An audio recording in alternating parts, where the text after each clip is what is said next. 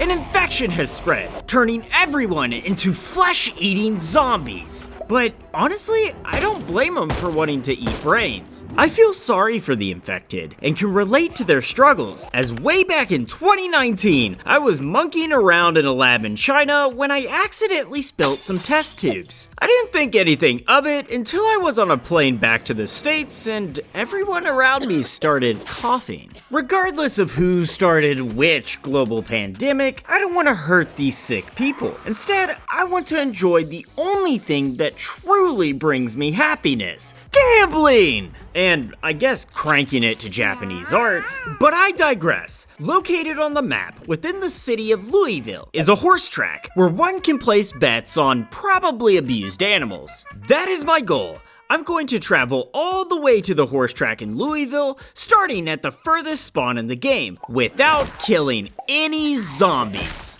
My journey begins as Boozerman, top cop on the force, who coined the department's famous catchphrase, "body cams off." After initially turning off the annoying radio in spawn and putting on my safety bra, I take inventory of what my spawn house has to offer, aka eating an entire ham. You might also have noticed these options pop up. That is because I am currently playing on the unstable build 42, because the map is larger, and the Lord knows that I could use those extra inches. I have a lot of ground to cover, so I take a look at my blank map. I'm guesstimating Louisville is over here-ish, and with my sugar daddy zombified, I'm gonna have to find my own set of wheels. Making my way into the denser part of town, I attempt to sneak past the zombies, but the clap from my bulbous ass cheeks keeps alerting them. However, I did spot a perfectly built vehicle for child abduction. The only problem is that the van is locked. Boozer searches the nearby houses for a weapon to smash the windows of the van, but to no avail. Though I did spot 2 more cars in decent shape. The black car was unlocked, but missing its keys. While searching, my fan club showed up to help, and I got a little boo-boo exiting the vehicle. Though it was nothing compared to the soul-crushing pain I felt when I first watched Bridge to Terabithia. Attempting to seek shelter in a nearby trailer home, I realized I don't remember the button to climb through windows, so I have to do it manually.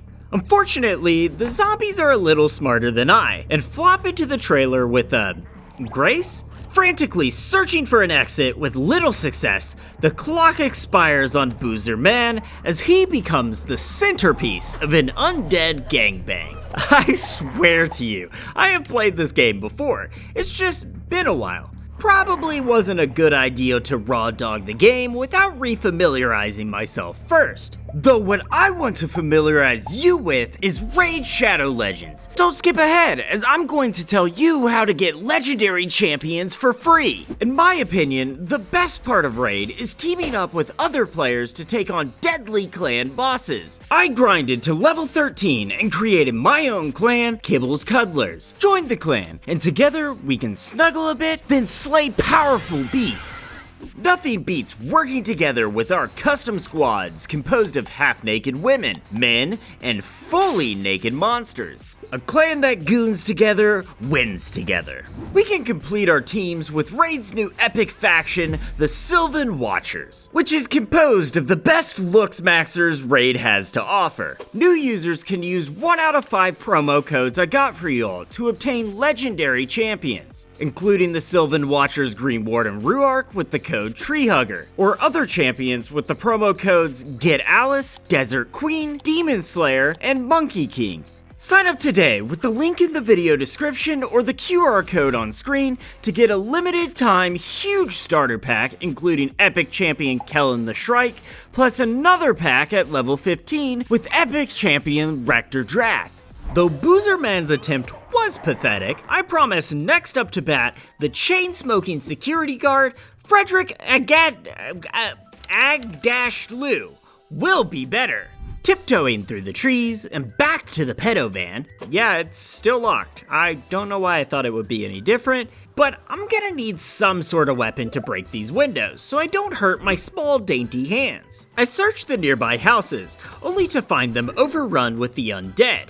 Frederick hastily scurries out and looks for another mark in his B&E quest. eventually coming across an open garage with an iron pipe and safety goggles. With my new drip and tool acquired, I used the pipe to unlock my car. In the middle of plunging local property values with my activities, I have to drop what I'm doing and lead the group of zombies I attracted away. And I also need to drop my pants, as the Kentucky sun was making my balls sweat like a hog. Clad in my whitey tighties, I dashed back to the van, but the blue beast didn't have the keys in the ignition or in the car's inventory. So I strut my stuff deeper into town wearing my slut shorts, looking for more vehicles to unlock. However, I did accidentally play Bloody Knuckles with a car window, so now I have glass in my hand. There aren't any bandages or rags in my inventory to patch up the wound. I was attempting to rip up one of my numerous shirts to make rags, but the zombies kept trying to give me kisses. I finally found some privacy in a dark room and managed to rip up my shirt before I was evicted. With my hand now bandaged up, I returned to the car that hurt my whittle hand, though I will probably need to pull some of these zombies away. Sprinting over to the nearby black car, I honked the horn and turned on the radio to draw the zombies in, which attracted quite the crowd. After looping back around the block, I decided to do something only a person with an American education like me would do. I ran into the nearby ambulance to attract even more zombies with the lights and sirens, but yeah, I couldn't exit without everyone outside copping a feel.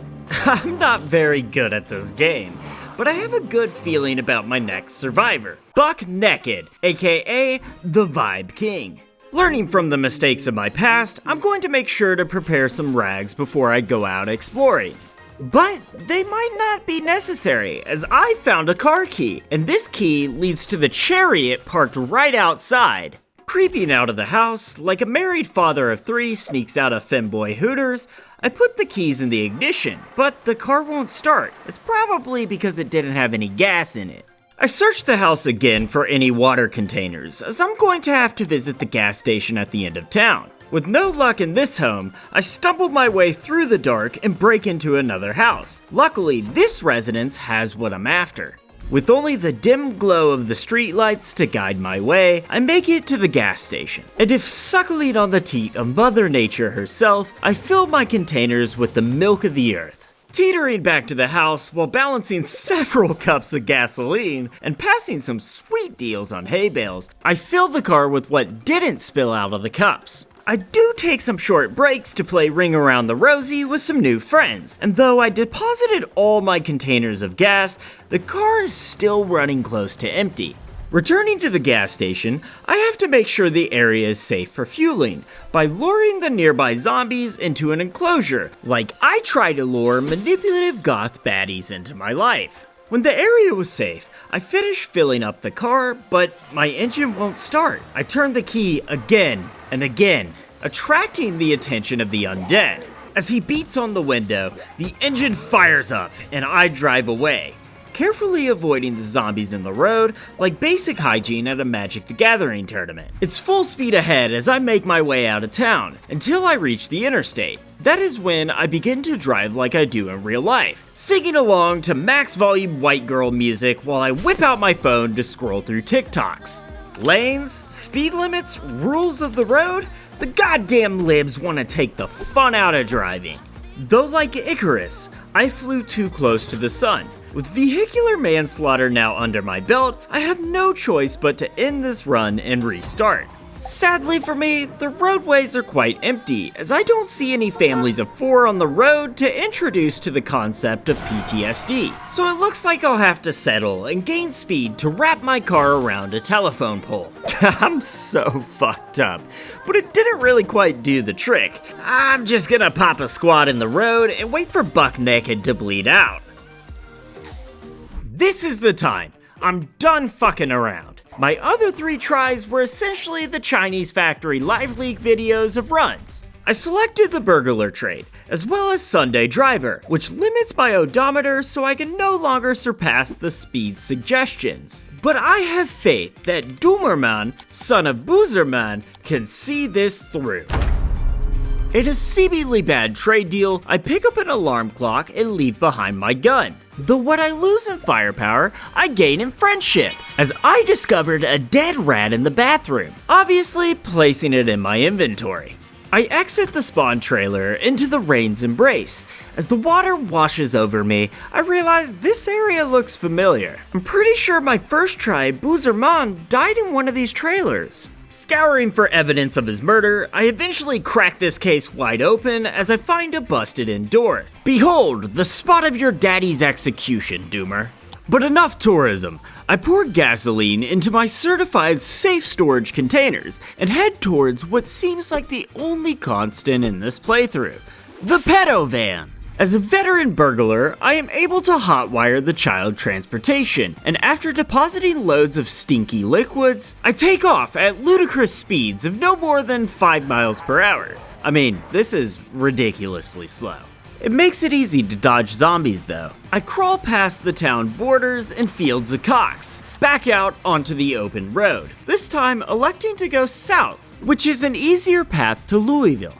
Maybe Sunday driver wasn't the best trait, as some would say life is a highway, and because of my slow max speed, I'm actually going to be riding it all night long. In my boredom, I start messing around in the car's menu, but then I check the map and oh, I haven't gone very far at all. I pull over to take a mental health break while also using the time to address my hunger and high thirst.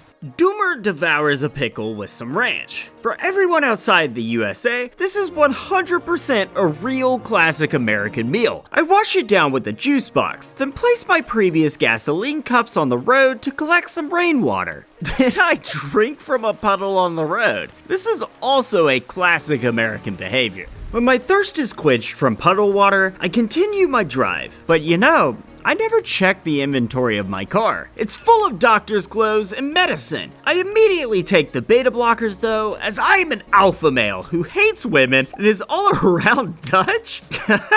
My script was supposed to say a douche, but it auto-corrected to Dutch. So yeah, I took the beta blockers so I won't stop being Dutch. I approach a nearby town to check out the gas station, but decide not to risk my juicy ass to top up a mostly full car. I want to avoid risky situations like I avoid the ever more frequent zombies on the road, as the open road is seemingly less frequent. I would like to note real quick, this blood on my car is not from zombies. Past me tried to join a fluffle of rabbits when I accidentally painted my hood red with a few. Yet I hope I don't hit anything else as I approach my exit. The interchange is littered with abandoned vehicles. I decide to go off-road and ended up recreating the godfather of online cinema. With no stepbro around to get me unstuck, I wiggle my own way out to the freedom of the open road. Unfortunately, my freedom of vision is taken away as night descends. It is extra dangerous as I am now entering the town of Muldraugh. I weave in and out of lanes, dodging zombies I can barely see like haymakers from a drunk stepdad. With only the orange illumination of the streetlights to guide me, I eventually made it to where the town is in my rearview mirror. However, my tired eyes could only take so much driving. I park under a streetlight for the false sense of security, or maybe that came from the last of my ranch I finished off. Whichever it is, I swap seats before resting as I remembered I originally unlocked this car with a metal rod, so my driver's side window is no longer there. I awake to a new day. Still fucking raining though. Guess this might be as good a time as any to refill my gas cups with tainted rainwater. Don't worry about the contamination. This water is perfectly safe. You can trust me, I'm dressed like a doctor. Continuing my journey, dodging cars, zombies, but not rabbits, I pass the gas station of West Point, the closest town to Louisville, which means soon I will come up on the bridge. Upon my arrival, I was so distracted by this cool new purple van that I almost wrecked into a pileup of cars on the bridge. I'm going to need to do a not so quick turnaround, accidentally bumping into zombies trying to break into my vehicle.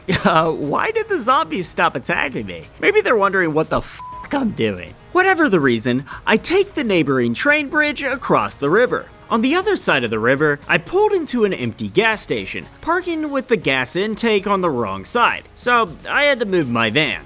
After topping off the van with gas, I head inside the shop to browse their wares. That's when I pulled up my inventory and realized I'm still carrying around that dead rat. I have been dragging it along this entire trip. I totally forgot. But the rat wasn't the only magical thing I discovered. I also found a scratcher, which netted me $2. Woo, baby! Never give up on your dreams. As the wave of ecstasy from my recent victory is still fresh, I book it towards Louisville. However, the adrenaline catches up with me, and I decide it's best to get some rest before tackling the big city. Though I wake up with my screen all black like a snow bunny's dream, I was rather annoyed, as I can't see shit. So I sit in my car, passing the time with some melted ice cream until dawn breaks. Navigating the dense fog while taking some dangerous close-up shots for the video, I eventually reach the point where I am once again forced off the road. With how slow I'm moving, it's time to say goodbye to my blue friend and forge ahead on foot. Now this is going to be the tricky part, as I'm entering the army checkpoint outside Louisville.